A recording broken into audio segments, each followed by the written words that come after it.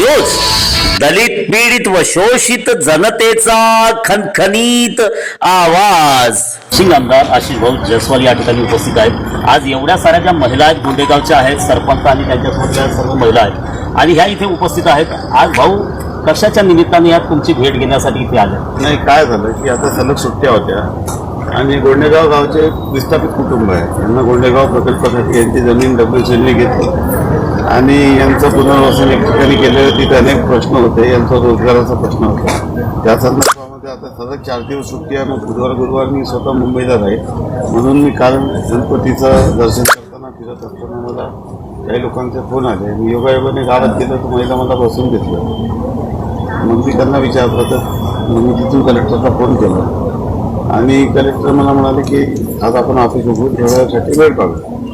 म्हणून कलेक्टरचा मला 12 वाजता फोन आला की 1:30 वाजता त्यांनी वेळ दिली। तर मग मी लगेच आमचे करून निघालो आणि इथं आज एक बैठक घेतली। काय समस्या बैठक घेऊन यांना आत्मनिर्भर होण्यासाठी स्वरोजगार कसा देता येईल, जिना खरीद प्रतिष्ठानच्या निधीतून यांच्या विस्थापित कुटुंबांना कशा पद्धतीने न्याय देता येईल, त्यांच्या ज्या मागण्या आहेत विविध त्या कशा करता येईल, त्यांना रोजगार, गावात सामूहिक विकासाची कामं कशी करता येईल, त्यासाठी आम्ही सरपंचांनाही बोलवलो आणि सर्व बचत गटाच्या महिला आहेत त्यांना कशा पद्धतीने निधी देता येईल, गावाचे जे काही प्रश्न आहेत त्या संदर्भामध्ये जे लवकर सोडवण्यासारखे प्रश्न आहेत त्याच्यासाठी आमची चर्चा झाली। आणि गुरुवारी जी जिल्हा ग्रामीण विकास यंत्रणा आहे तिथली टीम त्या ठिकाणी जाणार आहे BRDची आणि या लोकांसाठी कशा पद्धतीने रोजगाराचे संसाधन उपलब्ध करून द्यावे। कारण की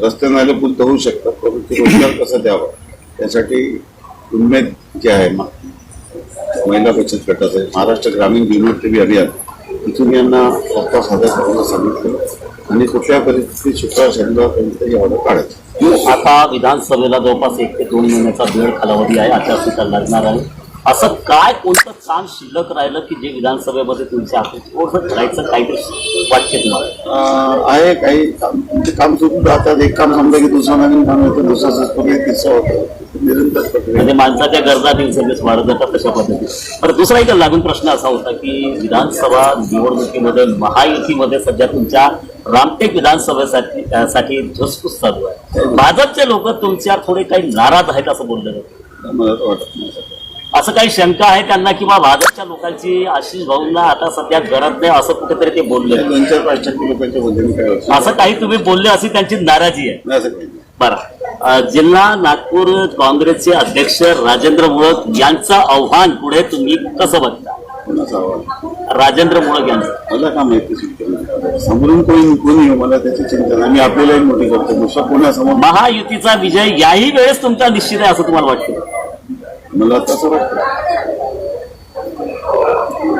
तर हे आहेत आशिष भाऊ जयस्वाल। असं आहे, आपण आपलं काम करत राहू, फळाची चिंता नाही, फळ आपोआप लोक।